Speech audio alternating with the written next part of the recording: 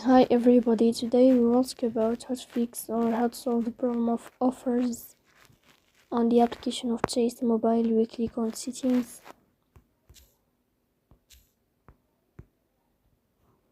In this page we go to apps, default apps, app settings. When above you will search about Chase Mobile and you will click here. Then in this page of app info you will click on first stop and you will click OK.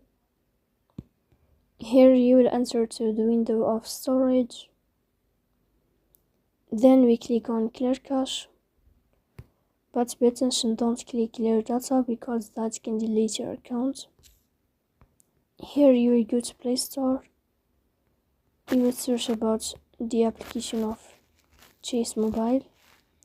If you find the update, then you can click to update your app. So please don't forget to support us by like and subscribe.